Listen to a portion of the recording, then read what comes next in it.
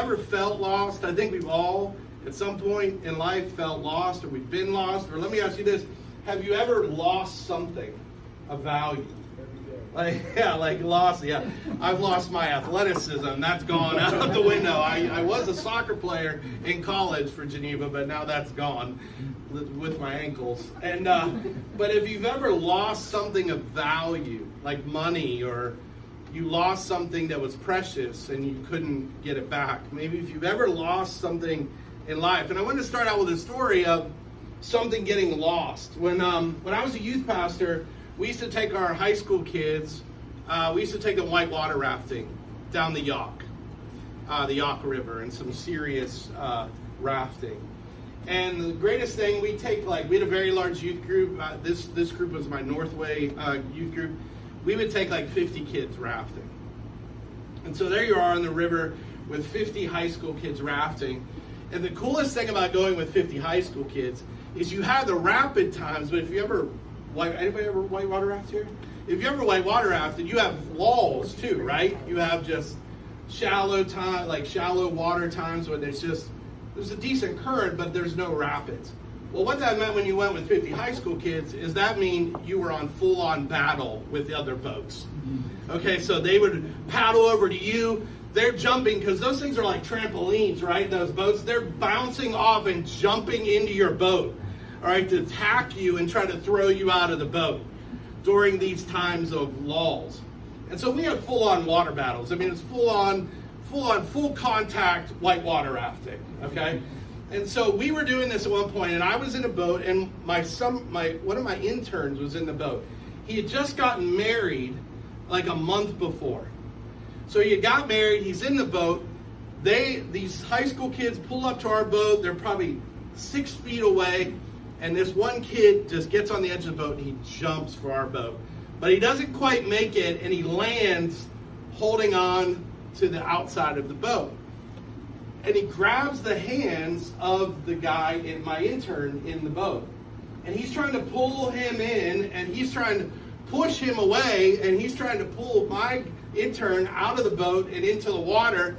And while he does that, he grabs his hand, and it yanks his wedding ring right off. And I watched the wedding ring go flying through the sky and bloop, right into the water, right into the river. I mean, we're moving. This is current, moving along, flying along. Wedding ring's gone. And there was this just solemnness that fell over this boat. Like, oh my gosh. And then those of us looked at this is my friend Doug, we looked at him and like, you're dead.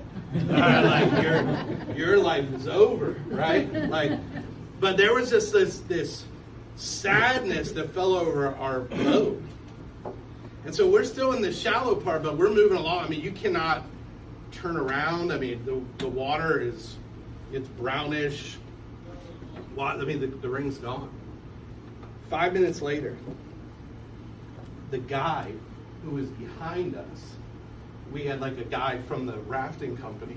He's in a kayak. He pulls up next to our boat and he goes, "Anybody lose this?" Oh. And we're like, what? He goes, "I was paddling along and I looked down and the sun caught it. It was sitting on a rock 5 feet down. And the sun caught it and it gleamed, and I stopped and I looked and I realized it was a ring, and I dove down and I got it, like 5 feet." It was unbelievable.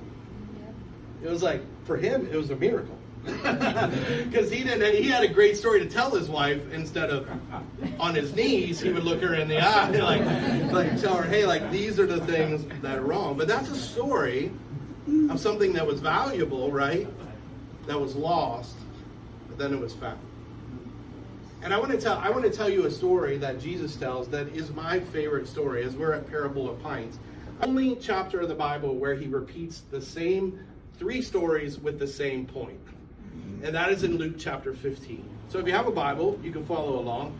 I'm going to be reading the Luke 15. It's on your phone if you use a Bible on your phone. But I want to give you kind of the context of this. Well, actually, I'll let Luke give you the context. Our good Dr. Luke, he says this in Luke 15, verse 1. He says, Now the tax collectors and sinners were all gathering around to hear Jesus. But the Pharisees and the teachers of the law muttered.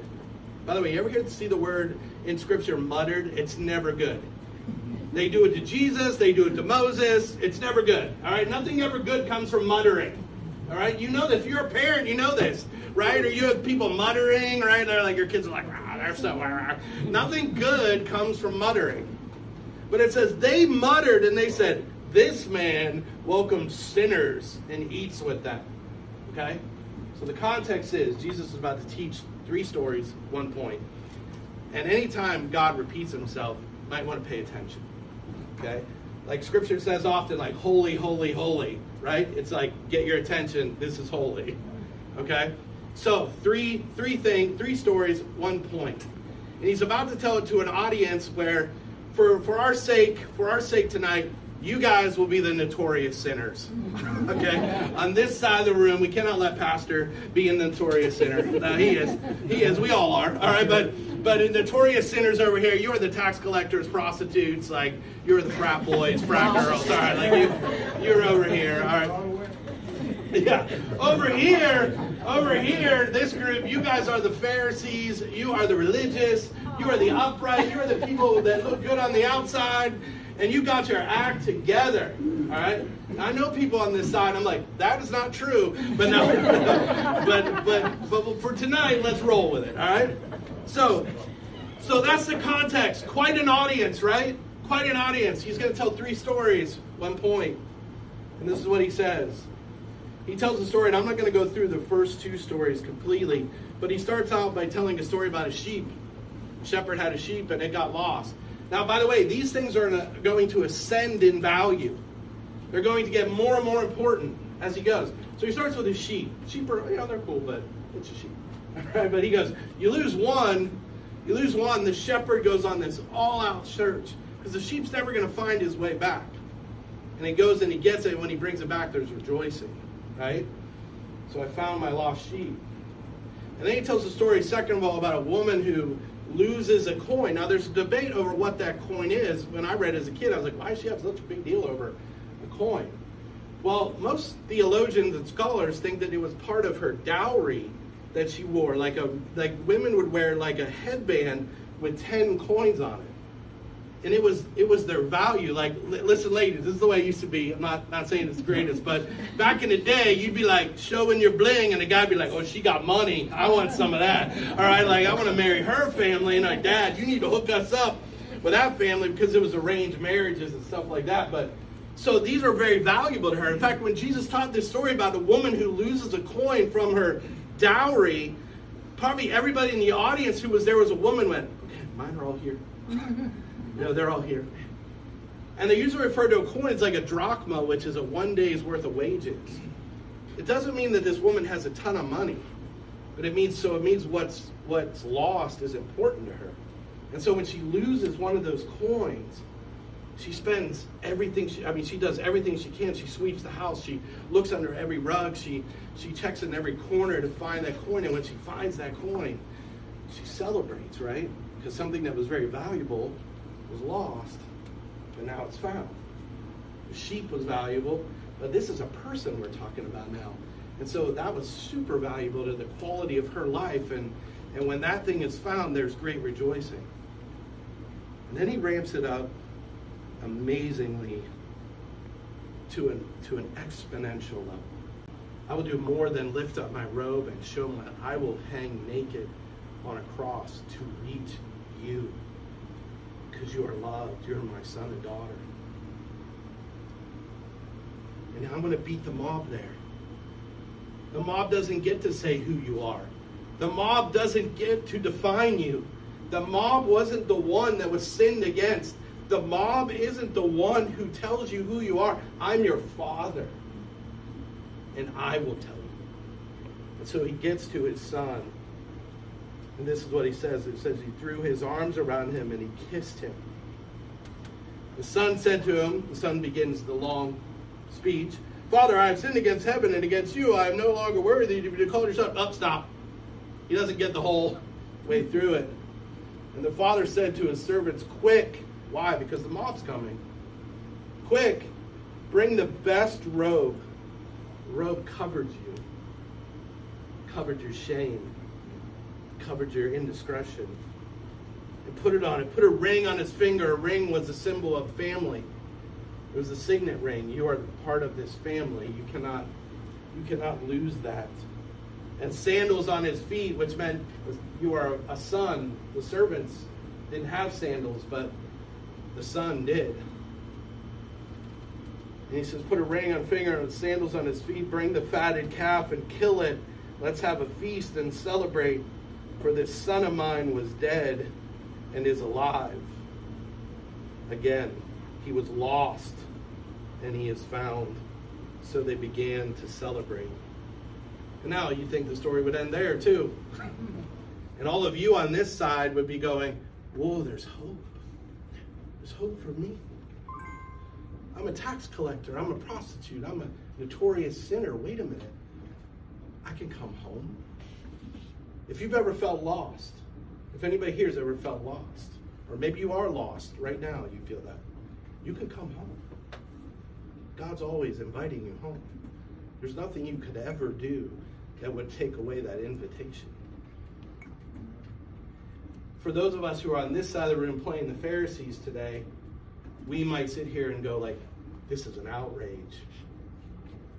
This is an outrage. And how in the world? This father must be mentally ill. Why would you let a son do this to you? So Jesus is going to speak to you. And so he's going to say, he already got done speaking to them, and so now he's going to speak to you, and he's going to say this. He's going to say, the older brother, or he says, meanwhile, the older brother was in the field. When he came near the house, he heard music and dancing, and so he called one of the servants, and he asked him, what was going on? Your brother has come, he replied, and your father has killed the fatted calf because he has him back safe and sound. And the older brother became angry and refused to go in, so his father went out and pleaded with him. But he answered his father. Now, did you notice that? The father pleads with you too, to come in. He pleads with the righteous son to come in and says, come in. And he said, but he answered his father, look, all these years I've been slaving for you and never disobeyed your orders. Yet you never gave me even a young goat so I could celebrate with my friends. Doubtful, but we say stupid things when we're mad, right? But when this son of yours, he can't even say who his brother, this son of yours, not my brother, who has squandered your property with prostitutes, in online gambling, comes up. No, he didn't say that, just kidding. You kill the fatted calf, because there's online gambling and everything now. So anyway, you kill the fatted calf for him. And then the father says, my son. And he says this, I guarantee Jesus was looking at the Pharisees. He said, my son, you are always with me, and everything I have is yours. But we had to celebrate. And be glad because your brother, this brother of yours, notice he called him this brother of yours. He didn't say my son. He said the brother of yours was dead and is alive again. He was lost and is found. Mic drop. Did you imagine? It flipped everything over, right? Because that's what parables do. They reveal the kingdom. And the kingdom's upside down. Or you could look at it, it's right side up. It flips over everything we think, well, if I do everything right, then I'll be accepted by God. No, this story says no. Or if I mess up so bad I can never come home. No. The story doesn't say that. See, he says, switch over. He says, Jesus continued. There was a man who had 2 sons. Now, by the way, parables back in that day were very common. People taught parables often. In fact, they taught parables often about 2 sons. A man had 2 sons. This is nothing earth-shattering in its structure. It's what people did. It's how they told stories. It's how they passed truth on to the next generation. But this story is very different. So here's what he says. He said, there was a man who had 2 sons. The younger one said to his father, Father, give me my share of the estate. So he divided his property between them. Now, that seems a little innocuous there, but what he's really saying is, Dad, I wish you were dead. Dad, I wish you were dead. I wish you would drop over dead. I wish we would treat it as if you dropped them. You can imagine, I'm a father. If one of my kids came to me and he said, Dad, I wish you would drop over dead, but since you're not, would you at least give me all your money as if you did drop over dead right now? Give me my share of the estate. He's the younger part of the estate, so he got 1/3. Back then, any firstborns in the room? Any firstborn males? Yeah, baby, we get 2/3. All right, like back then. All right, so we get the lion's share. All right, he gets 1/3. But here's the shocking thing that would send shockwaves through that audience was that the father actually gave it to him. So think about this: the gracious, loving father who's heartbroken literally hands 1/3 of his estate to his son. Whether he had to go sell off land or cattle or whatever he had, he gave it to his son. The audience back then would have done an audible, what? Because in Jewish law back then, you could literally have had your son stoned and killed for such disgraceful behavior, for such an insult to the father. So the Pharisees listening, remember, we got Pharisees in the room, we got notorious sinners. Maybe the notorious sinners leaned in a little bit and were like, yeah, I did that. And the Pharisees were like, oh, I can't believe anybody would do that. And so Jesus continues. Man, this is my favorite story. It's so good. Not long after that, the younger son got together all he had. He set off for a distant country. So notice he ends up in the far country. That means he ends up away from his people, the Jews. He ends up with the Gentiles. So he's going to squander all his money with the unclean people in that day. And so he set off for a distant country, and there he squandered his wealth in wild living. You can make up whatever that is for you. It was wild living. He's online gambling. I don't know. Like he's whatever. He's wasting on wine, women, and online gambling. Whatever you want it to be. He blows his money. He blows his father's money. But he has a really good time. Let's be honest. He has a really good time. He does. Sin for a season. Sin for a season, and even whatever it takes to get those things, for a season, they will satisfy. For a short season. And they do. But after, there's always that word, after. Anybody ever lived in after? Oh yeah, all right. You ever been, yeah, well, I'm not going to go there. But like live some afters in your life, you know, right? That was great, but after, that was tough. It says, after he had spent everything, there was a severe famine in the whole country. So hard times come, right? His safety nets are all gone. He's wasted them all. It says, and he began to be in need. Where's all his friends? Where's the women? The app doesn't work anymore. And so he went, and remember, he's a good Jewish boy. So he went and he hired himself out to a citizen of that country who sent him to his field to feed pigs. Now, I've been to Israel twice. You know what the worst thing about going to Israel? Well, right now, there's a whole lot of things worse than going to Israel. But I've been there twice. The worst thing in Israel when I was there, which I was there at time of peace, was breakfast. Breakfast stunk because you couldn't get bacon anywhere. Because the Muslims and the Jews do not eat bacon. They don't even have pigs in Israel. So when Jesus tells this story, you people over here, the Pharisees, you're like, oh, pigs. You ended up with pigs. And you guys are even going, oh no, not pigs. That's pretty nasty. Now here's the crazy thing. Jesus says he ends up with the pigs. He longed to fill his stomach with the pods that the pigs were eating, but no one gave him anything. Now here's the coolest thing about this story. 2 ways to be lost. You could be lost in self-indulgence, live your life for yourself and pleasure and everything you want, and you first and you as God, your own personal God, there's a way to live that way. You can reject the Father and the Son. You can reject all of it, and that self-indulgence, you can be lost. But you can also be lost in self-righteousness. Like the older son who never thought he needed God. He said, I'll do it on my own. And in a way, he wanted all the Father's things, but he didn't want the Father. And Jesus in this story is simply telling us, all of us, including all of us, we're all in the same boat. We all need the Father. And we're all relying on the Father's grace and his goodness to us. And we can't earn it from him by being good, and we can't lose it by being just over the top, living for ourselves. But in both those situations, he's calling us home. So today I ask you again, do you feel lost? Have you ever felt lost?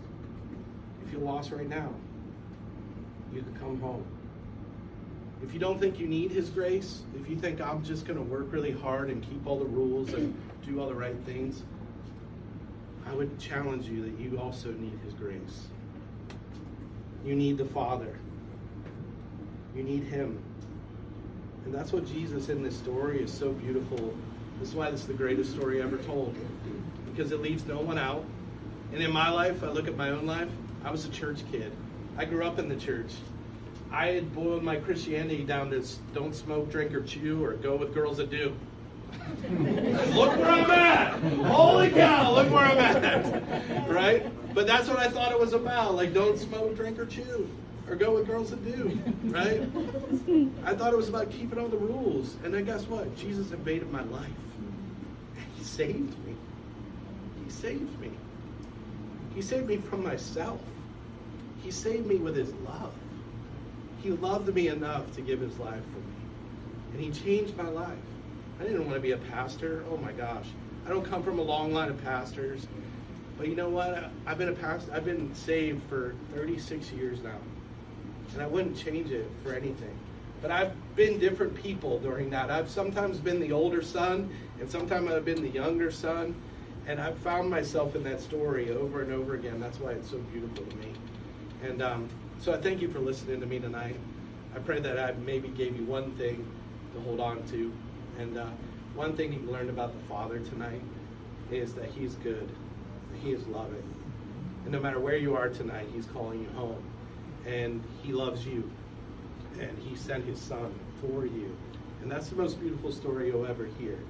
No matter if you got it mostly together, that's fine. Having it mostly together is okay.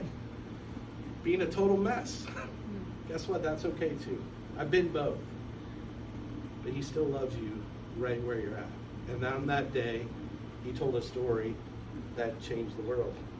And it shaped the Christian faith forever. So let's pray. We're going to pray for Lord.